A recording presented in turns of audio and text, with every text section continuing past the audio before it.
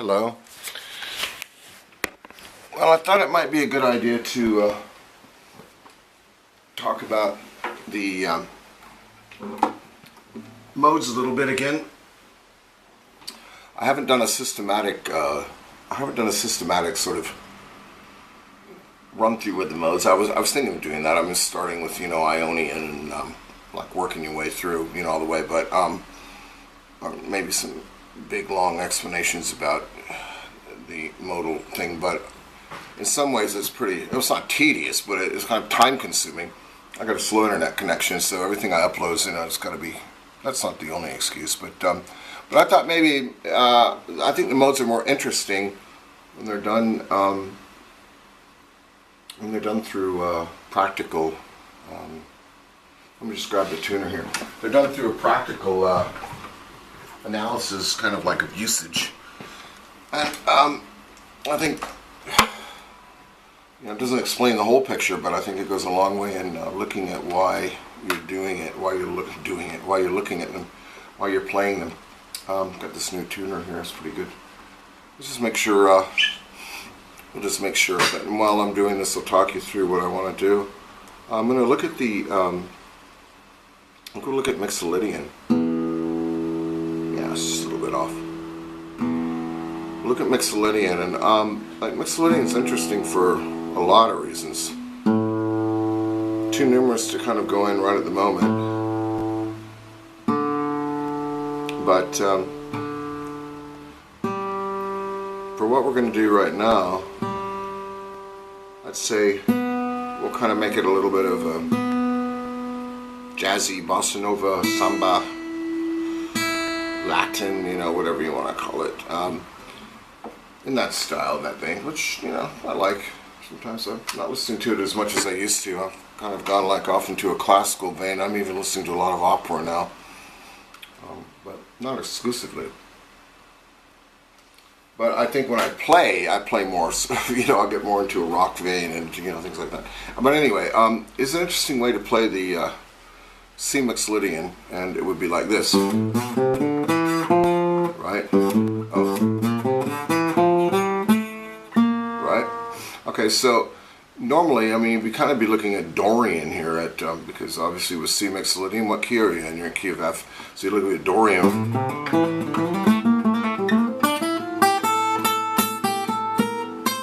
Something like that. But I think it's interesting to kind of, you see these whole steps here, right? So that's kind of interesting, I think, to there's, there's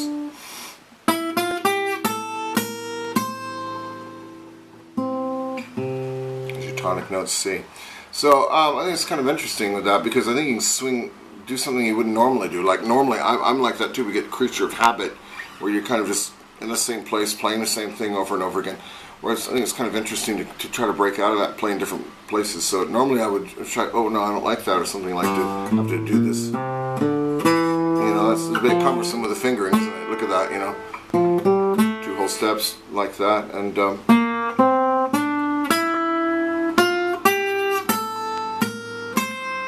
okay. But I like that pattern because I do something like this.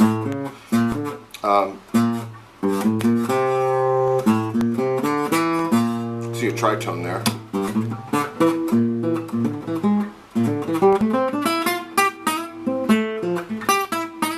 So it gets kind of jazzy with that, And I like this 2-5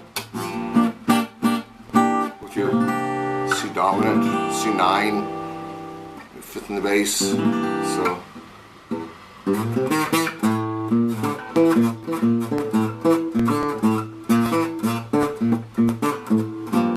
And I think playing solo now, you can use a tape recorder and just kind of go, or YouTube is great for finding backing tracks. I was amazed there's just thousands. I downloaded a whole bunch of them.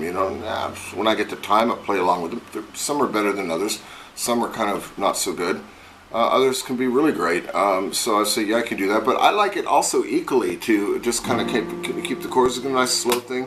Play the 2-5 yourself, and then between chords and trying to, kind of keep it interesting with some licks, and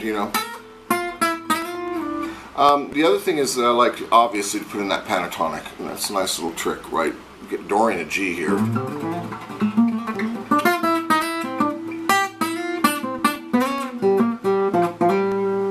So, as some people say, your minor pentatonic G, which is the B flat pentatonic, started at 6th position.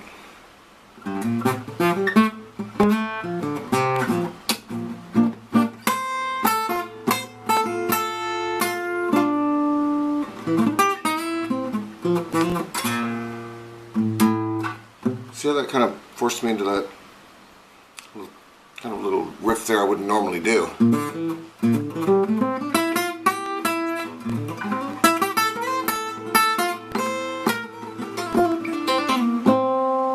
So I like that. So there's that.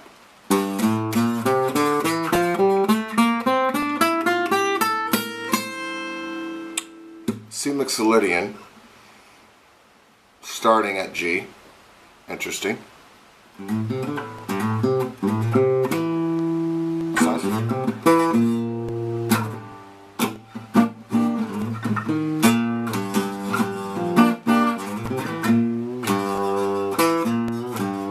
nice.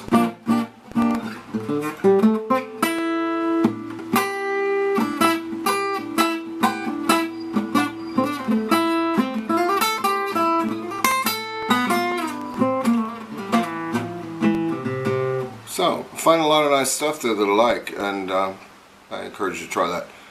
I'll keep this tape short because it's easier to upload, and I've shown you the pattern, a few ideas there, so I think give it a go, see how you like it, have some fun with that. Good luck.